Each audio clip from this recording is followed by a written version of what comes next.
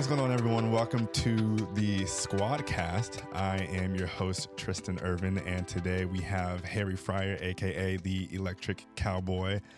First of all, welcome to California. Thanks for having me. I want to know, and the people want to know, what exactly brings you out here? So I am here in California because I've been riding a Super 73 from New York all the way to LA, riding every single road. How long did this take you? Just under 3 months. 3 months. Yeah. So you left you left in March March the 10th. March 10th, and you got here like on the 25th. Okay. Wow, that's quite an adventure. So before we dive into that, I do want to ask you, what's your background? Like, who are you? What do you do? And what are some of your interests? So I am Harry Fryer. I live in London, UK. I work in media and marketing for motorcycle brands and automotive brands. Mostly for the past 5 years, I've been working with the Bike Shed Motoco that I think 73 is quite close with. Oh, yeah. We do kind of community meetups. It's mainly like a motorcycle club based around community, and we've just opened one up in LA. So I've been working with them for the past few years. Okay, awesome. So now to get into your trip, when did you have this idea that you want to ride a Super 73 all the way from New York to LA? Like, a lot of people would hear that and be like, that long on an electric bike, what are you thinking? But why did you want to do that, and how did you come up with this idea? So, I mean, it's pretty much that. It's so I come from a motorcycle background, and I've done many motorcycle trips, but I've been following the e-bike community for a long time now. And the common kind of barrier people find with e-bikes is distance. Yes. It's range anxiety. Yes. Right. And I kind of just wanted to put something like that on the map and push it to its absolute limit. I don't know whether it was Super 73. I mean, you guys were my top choice. I bought a 73 a few years ago, and I've been riding around London, and it felt like my normal motorcycle, and yet it was just a lot more feasible and economical using that. And so I'd ride around town, and it would just be exactly the same getting to work. And it was about maybe just over a year ago, I thought up of an idea of doing something totally crazy, riding an e-bike as far as I can go. And I thought actually the US would be the coolest place to do it because I've added in this character called the Electric Cowboy. Yeah. And so it had to be in America. Yes. And so I wanted to kind of ride on the new wave Iron Horse, as it were. You know, like the new version of the horse, which is basically, personal electric transport, like an e-bike. And so I wanted to ride one across America, kind of going through the original Western expansion routes. So through Kentucky, down to Texas, up and then into California from east to west. And so I kind of went about planning it and deciding which bike I wanted to do. And then eventually I settled on 73 because you guys have the biggest community. And the main part of this project was to raise awareness for e-mobility, pushing the boundaries of e-bikes. And to raise awareness for these two charities that I have. But moreover, in terms of the marketing side of it, I wanted people to see these bikes because you have incredible marketing online, but not everyone is online and not everyone is, the people's attention spans are so short. True. But you see this thing riding along the road, along this distance. I mean, the amount of times I've been stopped saying, like, what is this thing? The police even stop me just to ask. They don't want to pull me over. They're just like, what is this thing? You know? Yeah. And it's just amazing to see people's reactions. And to me, that has confirmed it. But all of that kind of came into plan to put this project on the road. So let's back up. You mentioned the Electric Cowboy. What birthed this identity or this name that you donned yourself? Because I love it. The Electric Cowboy going through the country, I love that idea. So what birthed the idea of the Electric Cowboy? Yeah, good question. So I run a creative media agency out of London called Electric Cowboy Media. That's just my thing. I love Western wear. I love Western culture, the values and the ethos of it. But what I've noticed with the e-bike community in London, which is where I kind of founded all of this, is everyone kind of had their own persona. There was like a character they'd kind of created it was mainly for socials. So they wouldn't just be their normal name. It would be like the orange 73 or the blue this guy or whatever, Right. And I wanted to kind of create something completely different. I was like, what would be, what is my kind of alter ego on this? What is my persona? Like, it's not just Harry Fryer because I'm too motorcycle heavy. If you go on my socials, it's all motorcycles, all that. And I wanted to kind of rebrand that's more applicable to e-bikes. And I thought something that's so totally opposite is a cowboy. Yes. You know, because that is old school. It's, you know, pairing that with like an e-bike, which is technically the future. People still don't know much about it, but you pair those two together and it's kind of like an oxymoron. Yeah.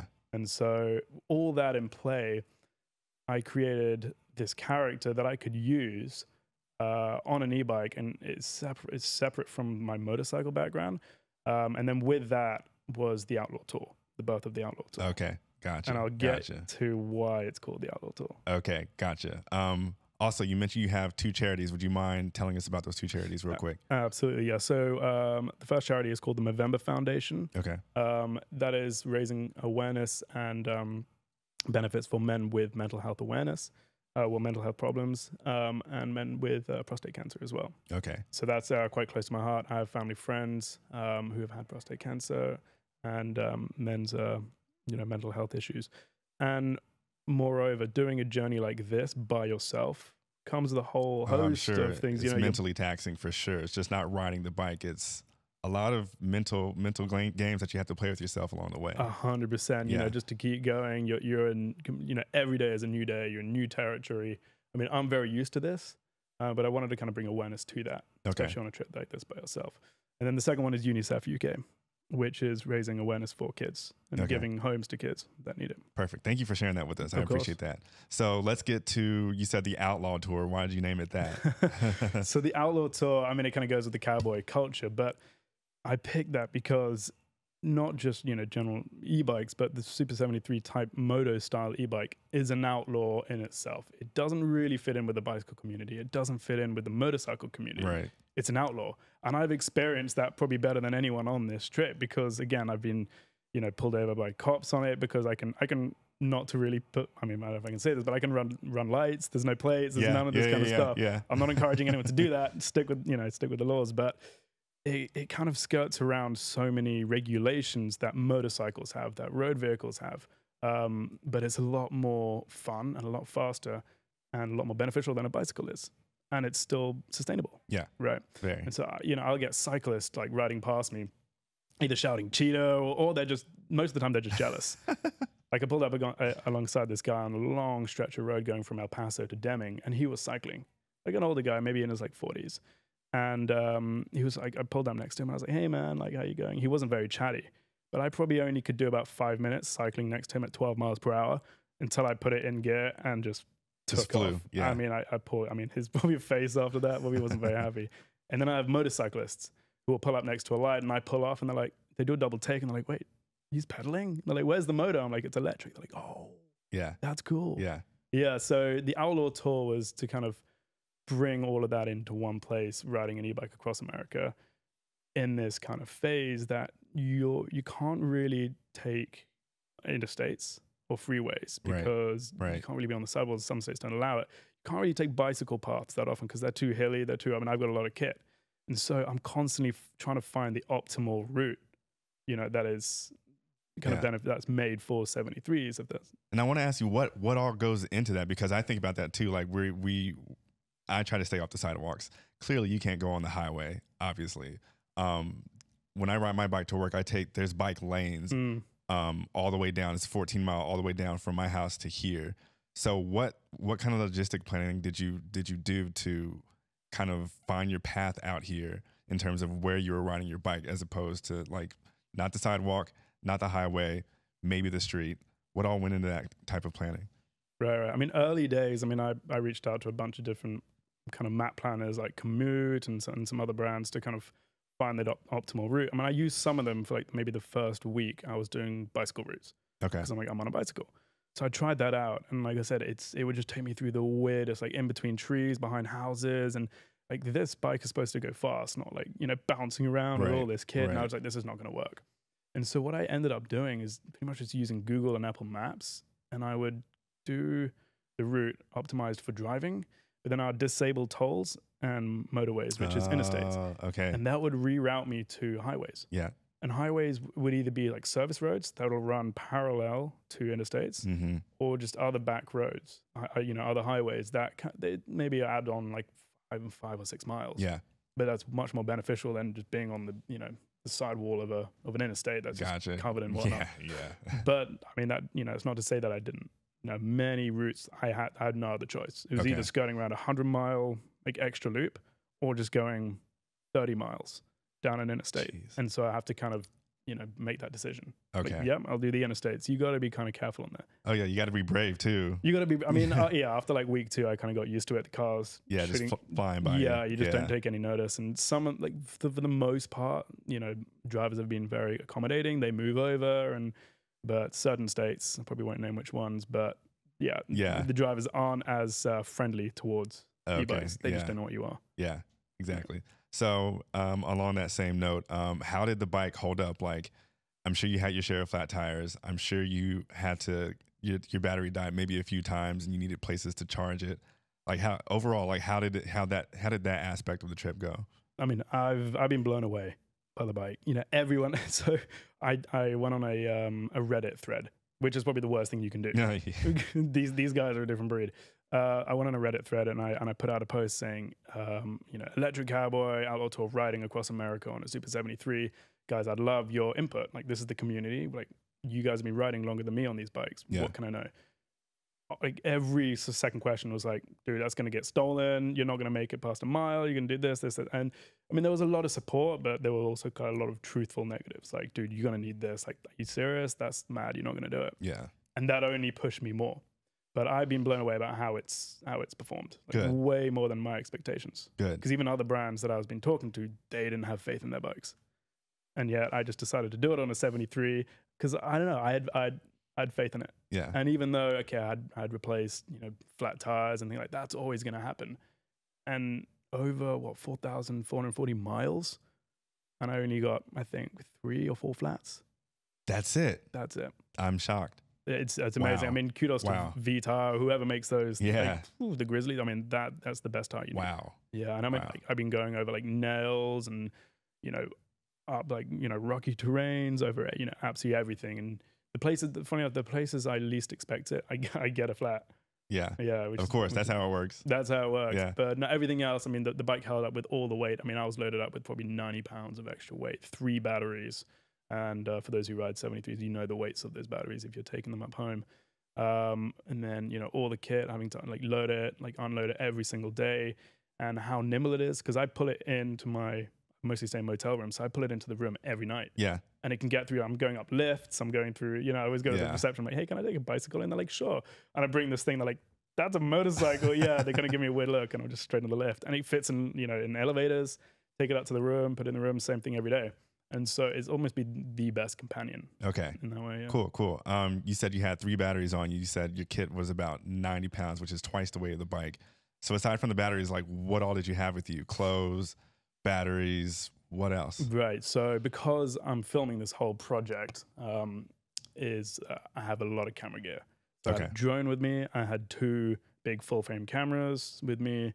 I had an Insta360 with me, and I had a whole host of other like smaller cameras as well. And then I had all the batteries for that, and then all the chargers for them, and then all the extra wires I needed, and my laptop, and then hard drives, right? And then I've got the Super 73 chargers as well, so they've got to be packed on the front. They're not that light. And then I've got all my clothes, which is in a big duffel bag. Yeah. I mean, I will say kudos to the guys at Mallet who made those side bags. I mean, because those things were made for motorcycles, and they made a complete custom configuration for the Super 73. Nice. We took it in, we looked at the bike, they measured it out, and they went like, hopefully this will work, and it fitted perfectly on your side racks. Yeah. And that was pretty much my, kind of my fit for the whole trip. Awesome. Yeah. So I mean, I had quite a few clothes, but like not too many. Okay, just enough. My boots and my hat like took up the most space. Yeah. Show everyone your hat real quick. Yeah. That camera right there. Can't fit on with the headphones here, but yeah. Anywhere I can, I try and put the hat on. But I saw that video of you riding into LA, one hand on the bike, one hand on your hat. Yeah, I wouldn't advise riding, doing that every time. Just when I'm on camera. Yeah, of course. Okay, so I know you have plenty of crazy stories. I heard one story that Drew told me, but I want you to tell me the craziest story out of this entire trip. What happened? So I lost sight of the e-bike for about 4 hours in Las Cruces in New Mexico. So it was Memorial Day. and of all days. And I was riding up from El Paso. I just finished a media interview, and so I wanted to get in time for good time up in Las Cruces, which was just supposed to be a charge stop, right? But because it was a Memorial Day, all the like nice little Mexican taquerias in the old town were shut.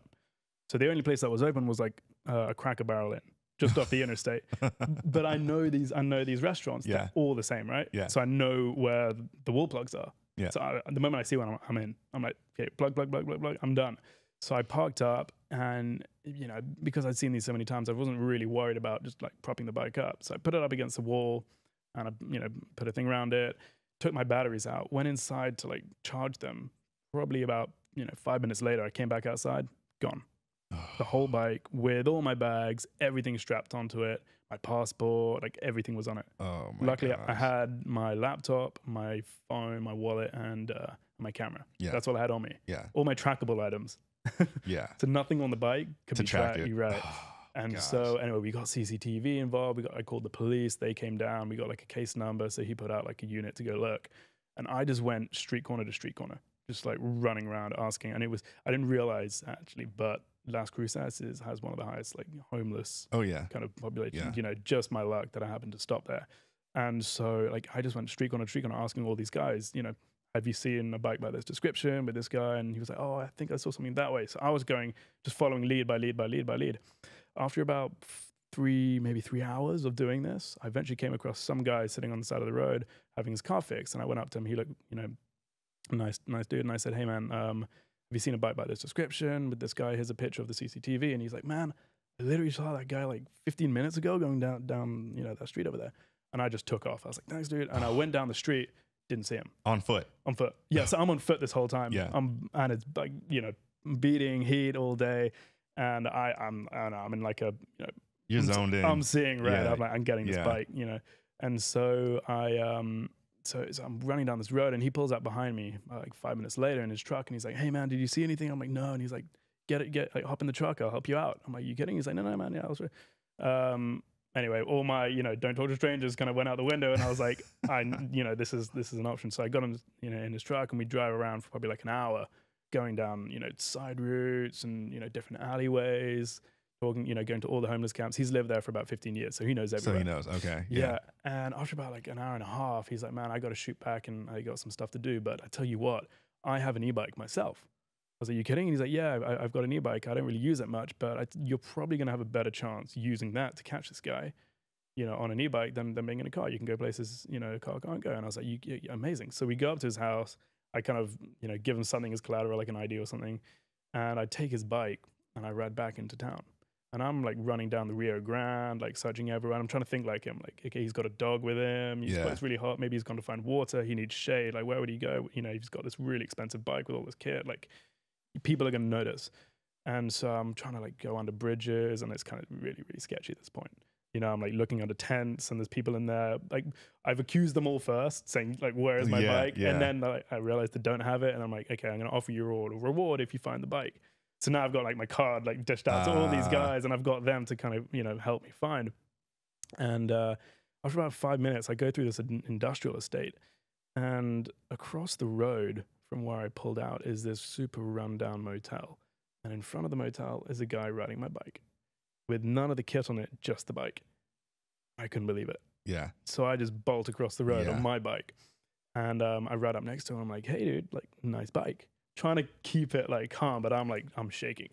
And I was like, where'd you get it? And he's like, my buddy. And I was like, where is he, buddy? And he's like, hey, he's around here. Okay. And he was not someone you really want to mess with. Right. Yeah, he's lived in that area a while. So I kind of followed him kind of closely. And we go around the motel, and it's like a rundown trailer park. Yeah. With everything you don't want to see. Like beat up cars, like everything. And so I kind of hold back, and I keep him in view, and I call the police. I'm like, hey guys, I've got this case number. I've just found the bike that was stolen on this thing. Can you send like a unit? And they're like, yeah, hold tight. We'll call your case officer. And so while I'm doing that, another guy gets on the bike, and he takes off. And I'm like, oh, damn it. So I follow him. And as I get closer, he's wearing my baseball cap from my bag. No way. And he's on my bike. I'm like, oh my God, they've gone through all my stuff. Yeah. Like everything. Yeah. So I follow him out, and I'm starting to like, we're riding a little faster, and he sees me, and he starts like pulling fast. I'm like, hey dude, like, can I try that bike? And he's like, no. And I'm like, please get off the bike. It's mine. He's like, no. So I start shouting at him some things and I chase him down the road, and I'm chasing him for, a couple minutes, and he tries to pull like a quick left on a gravel road and he slips. He dumps the bike. Of course. Of course. And I was like, yes. Yeah. Yeah. So I kind of put my bike down, also trying to keep that in view, because I've now got 2 bikes to look after. I'm like, is someone going to steal that bike? And so I run up to him and he's trying to get the bike. I managed to get it off him and I pin it up against like a telephone pole. Yeah. And his legs all beat up in his arm and stuff. And I'm like, shoo, go. Like, what are you going to do? And as he kind of ran off, a cop car pulled into the motel. And so I flagged the cop car over, and he comes over and he helps out. He calls the original guys. They come down, and there's like 10 cop cars at this point, like all surrounded. And we're, trying to explain. And they're like, dude, we don't want you to go in there. I'm like, I know, but all my stuff is there. My passport, my bags, all my kit, like just as much as this bike. And they're like, well, this is a win. You've got your bike. Like, it doesn't matter. No, it's not a win. I'm like, it's not a win. Like, how am I going to get out of this country? And so he, so one of them like does like a circle around, and he's like, man, I didn't see anything out of the ordinary. Like, we're not allowed to go into trailers. We don't have jurisdiction. Anyway, all this stuff. So I start talking with them for about 20 minutes, going back and forth. Like, what are my legal options? What can I do? And they're like, dude, if I were you, I'd just leave this. Like, you're not going to get the stuff back. While they're still there, I'm like, you know what? I'm going to go in. So I go in there and I start talking to people, and sure enough, I mean, long story short, it's a much longer story, but I meet some of the people in the trailer park, and I kind of calm them down a little bit, explain to them what happened. I tell them I'm doing this journey to raise awareness for various causes and trying to get them to understand, they're just people at the end of the day. And I said, listen, I will offer you a reward. If you find my passport and you find my bags and stuff, I'll give you something in return. That's what you want. I just want my bags back. Once they understood I wasn't police, because I was running around like a madman, I think they thought I was police. Yeah. And anyway, I came back 2 hours later, and sure enough, they had a big bag with all my stuff. Everything. Not everything. I lost all my clothes. I lost my boots. I lost my hat. I lost a lot of the other stuff. But stuff that can be easily replaced. Exactly. That's all replaceable. Yeah. Except for one thing, a big hard drive that had a lot of the content on. Oh, no. Like valuable imagery and like videos and interviews of people in like ranches in Texas who've like helped me out. Oh, man. I'll have to reshoot it. Yeah. I'm gonna have to do this again. Oh, man. I'm sorry to hear that. But God, I got the bike. Is. I got like my side bags. I got my, the rest of my camera, and I got the rest of the gear. And that bike took a pretty bad beating, and I didn't really do anything to it. And I still rode to Phoenix. Yeah. Just fine. Absolutely fine. Just fine. Yeah. Amazing. So, I just didn't want some random people riding around Las Cruces on a Super 73 with all my logos on it. Yeah. This is not a good look. Yeah. So yeah. What a story, dude. That was that's actually impressive that you got it back. You were so determined to get it back. Yes. That's the hero's journey right there, man. I don't know how I got it back. I mean, I've very blessed. Oh yeah. That I managed to see it. For sure. Real quick, I want to ask you this. I know it was a long journey. What was your favorite city or your favorite stop? If you had to name one outside of California. Obviously outside of LA. That's a really good question. I will say Sedona. Yes. I'll say Sedona was probably one of my favorites. I mean, Grand Canyon doesn't count because it's hard to compete with the Grand Canyon, but I'll say Sedona absolutely blew me away. And then also myself, Andrew, and Chuck rode, I rode my 73 all the way down the Vegas Strip. Nice. We probably did it about 20 times. Yeah. We were up and down. We're like, this is the F1 Vegas like race strip. Exactly. Yeah, that was incredible as well. Awesome, man. So last question. Long trip again. I know I keep on reiterating that, but that's a long. I did it in my car, and I was done after 4 days. You did it for 3 months. How did it feel when you finally crossed that threshold? Oh man, I mean the feeling, because every day you're questioning, am I going to finish this? It's never been done before on one of these. It's never been proven. Like, what's going to happen? Like, everything, is playing in your mind. You don't know, what's going to hold up, what's not. Like, again, like, things can get stolen, even, without you knowing. It's not your fault, but things can happen like that. So finishing it was just like a kind of a validation. Yeah. Like, yeah, I was right to kind of, persist. Yes. Get the bike, do this trip. Like, everything I had done has just kind of, I'd settled. It was quite a weight off my shoulders just to complete a journey like this and, finally finish it. And especially to see the community here meet me. I mean, that was incredible. I bet. A lot of the people that have been following me and championing me along the journey, to see their faces and, that they were all there. Amazing, man. Yeah. Dude, I'm so glad that you did this. I'm so glad you decided to stop here while you were in town. I'm assuming you're not riding back to New York. Might have to hop on another one. Oh man. Yeah. Well, guys, that was an incredible story, and I want to thank you guys for listening. I want to thank you for stopping by. And ladies and gentlemen, the Electric Cowboy, we're out of here. Thank you. Peace.